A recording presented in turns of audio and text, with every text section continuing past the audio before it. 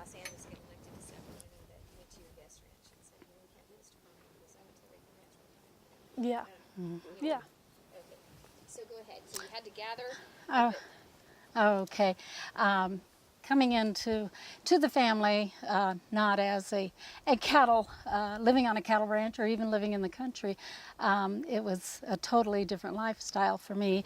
And the way that I got introduced to the ranch is I went to work at the guest ranch as a child counselor during the summer when I was going to school, and then stayed on one full year as secretary hostess, and then stayed over after the season was over.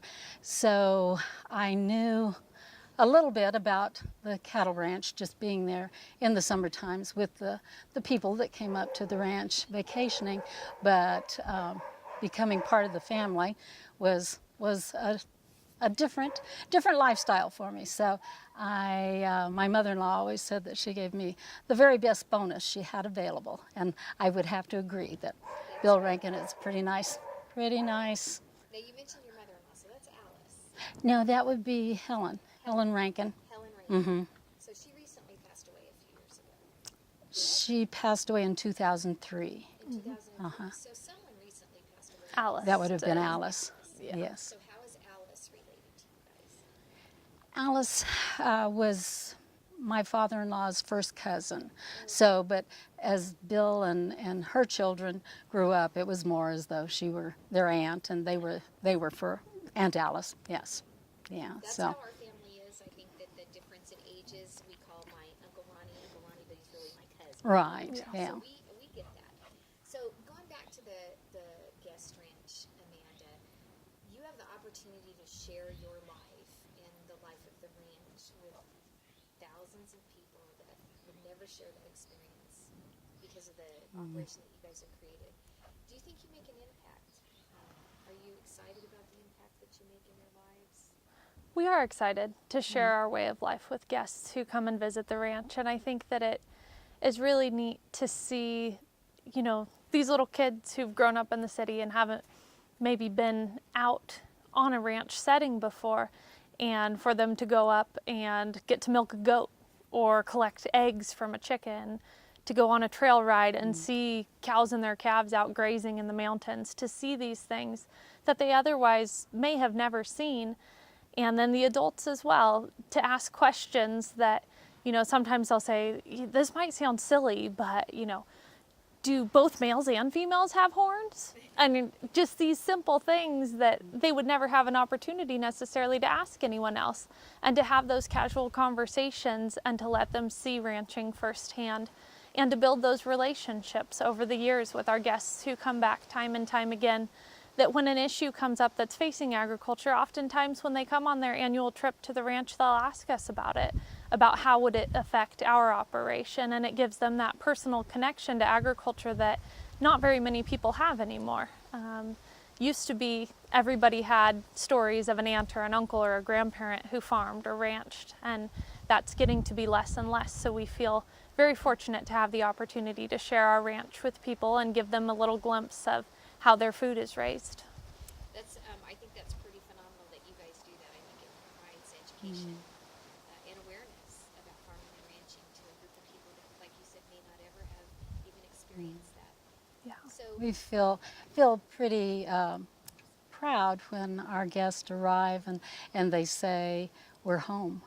And it really is kind of like people coming home to their grandparents' place, and the children in particular are just, it's so much fun to watch them, because a lot of these kids have never been out of the city, you know.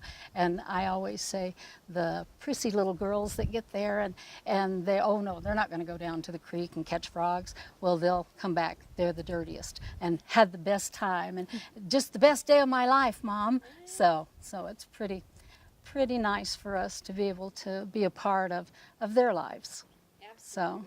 I think that's a pretty phenomenal legacy that you guys are leaving behind. Speaking of legacies, you and your sister, right? You're next in line other than your cousins, right? To take this ranch and what do you see in the next 100 years? You know, your parents and your grandparents brought it 153 years ago, and now it's in your generation.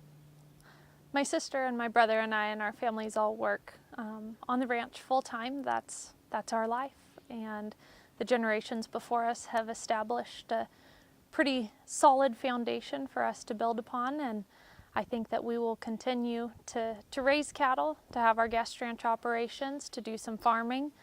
We've just started selling our own meat, so that could possibly be another bigger branch. Yep. Rankin beef, that's Yep. right. And that was Amanda. So. From the time she came home from college, that was one thing that she definitely wanted to do, is to sell our beef, and then we also serve it at the guest ranch. So it's really something that she can say that she has accomplished on her own.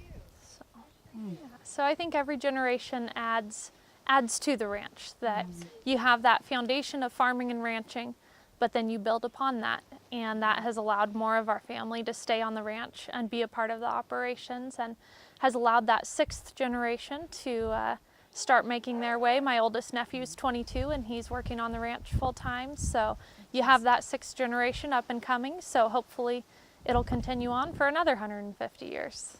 So you have an amazing business, and then now with Rankin Beef, you have the education to do anything in the world that you chose to do. Your parents made sure you went off to college and got a good, education. All of your kids, all of the kids, I believe, went off to college. They all did. They all did. Yeah. And Rebecca's a teacher, and but you chose to come home. Is there a connection between you and the land? There is. There's something about the ranch, about the land, and then knowing that there have been 4 generations that came before you that worked hard to continue this ranch, and that now it's our turn to keep the ranch going and to pass it on so that the next generations have that same opportunity. And I can remember shortly after coming home from college, I was sitting on a ridgetop one day waiting as we were gathering cattle and looking down at everything and thinking that, it didn't look much different than it had 150 years ago when my great-great-grandfather could have been sitting on that same ridgetop. And that really, in that moment, I could have been anywhere. I could have done a number of things. I could have chosen any career. But I feel very proud to have chosen to come home to the ranch and to continue our family business and this ranching tradition, so that hopefully it will continue for years to come. That's good. That's good. Okay. Over.